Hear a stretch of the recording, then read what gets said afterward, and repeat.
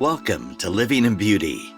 It's Sunday, May 10th, 2026, day 3,583 on the road, and we are still in Southern California.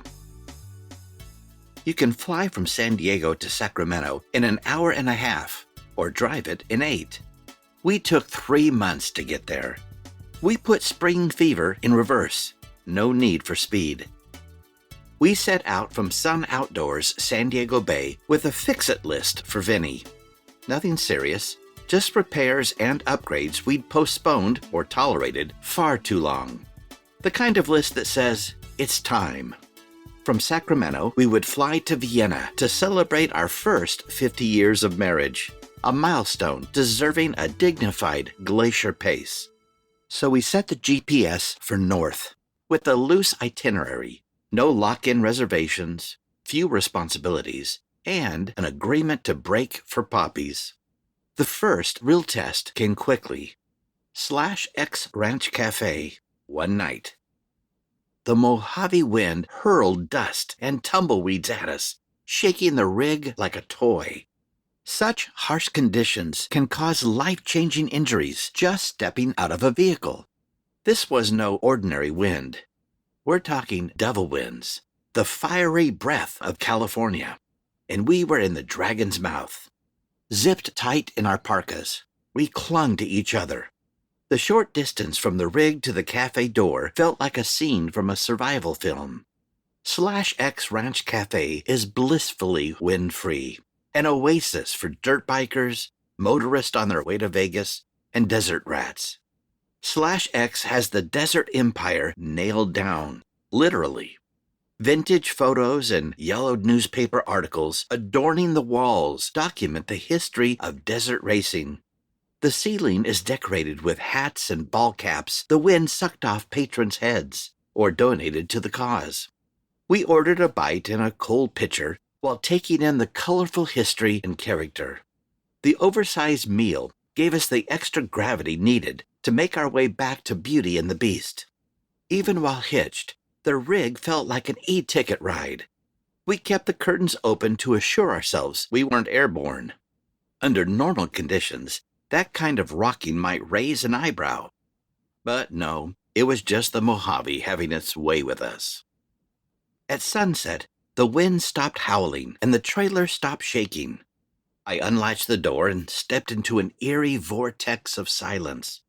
On the highway, a committee of buzzards fought over a fuzzy smear of roadkill, while 18-wheelers blasted by, their roar reduced to a whisper. California extremes mess with you that way. Oasis Las Vegas RV Resort, 30 nights. We soaked in Las Vegas without Las Vegas soaking us. We planned to stay 2 months. 1 was enough. We're not gamers. You have to pay to play and believe you could win. We're gambling atheists. Fortunately, Vegas understands people like us, who like to eat well at any hour on any budget. So we dug in. We also caught some shows and strolled the Strip and Fremont Street. Breweries and coffee houses are scattered just far enough apart to feel like discoveries. Vegas has a strong art scene, plus there's a network of cycling paths, scenic road rides, and off-road trails. We had plenty to do, and we'll be back. A full campground review is on the way. Peggy Sue's 50s Diner, one night. If /X caught us off guard, Peggy Sue's 50s Diner was a blast from the past. You either commit to Peggy Sue's, or they show you the door. It's a shrine to our parents' era, the silent generation. Peggy Sue's keeps the Happy Days heyday alive. The vintage cafe food is the real thing, and it's good. The servers are a hoot, fully in on the experience, without overplaying it. The Route 66 style atmosphere is why we always break for Peggy Sue's. Guido's at Hangar, one night. Dinner at Guido's on a desert runway is a new favorite. Guido's overlooks a small airport runway. Our friend Frank DeBona inspires us to pause to admire air traffic. There's something satisfying about watching humans do something useful. A charming desert garden surrounds the restaurant, framing the mountains. Our early dinner stretched into the night. Warm food, excellent margaritas, and a great view. Planes arrived and departed in the late afternoon sun as a snowstorm rolled in against the mountain backdrop. After dinner, we retreated to the trailer for hot showers, a warm furnace, and a quiet night of snowfall. We woke to snow-dusted mountains, and fortunately no road ice, which made for a pleasant drive to Sun Outdoors Paso Robles Resort, 28 nights. We settled into a resort pace, morning swims, brunch, naps, evening wine tastings. We'll share a full resort review soon. This one deserves it. Leaving Paso is never easy. On our way out, we stopped at our favorite harvest host, Tobin James Cellars, one night. High desert wine country traces back to Spanish missionaries who planted the first vines. Cowboy wine, and Tobin James carries the story forward. We bought several bottles, one chilled for a picnic. San Luis Obispo Elks Lodge, 7 nights. San Luis Obispo isn't called slow for nothing. The European-style pace reminds us of San Diego when we were kids. The Vintage Lodge Cafe serves California cuisine, regional wines, and features a beautifully maintained pool. This tiny Elks campground sits on the bank of the San Luis Obispo Creek, just a stone's throw from Central Coast Brewing Company. Their IPAs skip the small talk. Days were spent shopping in New Slow, strolling and dining in Old Slow, and hiking urban trails where we took in the wondrous beauty of a California spring, and of course sampling the local hooch and wearing ourselves to a frazzle watching happy young people dance. Morro Bay State Park, 9 nights. 3 stacks and a rock. Returning to Morro Bay is like visiting old friends. We stayed longer this time, because at our age, you never know when or if you'll be back. Our kayak slipped quietly past otters with notorious reputations and juvenile sea lions annoying their elders. We frequented Bayside Cafe because the location and the prices make it way too easy. Why cook in paradise with muy bueno wet burritos? Hikes along the shady coastal trails filled our days. As if the blooming grasses, shrubs, songbirds, and waterfowl weren't enough, there were poppies. Poppies. Poppies. Los Osos Oaks and the Elfin Forest take our breath away. It's ironic how these shifting estuarine lands ground us in a region of constant flux. We've reached an age where the thought of being born surfers on a shifting planet is more comforting than the illusion of stability. Monterey Elks Lodge, 5 nights. A smooth landing at another lodge, and more poppies. Days began with a swim in the pool overlooking Pebble Beach, and ended in the lounge with a generous California pour of the local grape. Camping a couple of miles from the entrance to 17-mile drive was a surprise bonus. Cycling the coastal trail is the best way to experience the beaches and Cannery Row. Our Dolphin e-bikes made it a pleasure. Vitamin B breaks sustained us along the way. This is true California. No kidding, no hype, no apologies.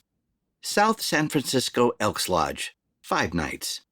Rebuilt after a fire, the new lodge had only recently reopened. The club has a welcoming happy hour. Friendly members were eager to help us feel at home, sharing local haunts, favorite restaurants, and practical advice.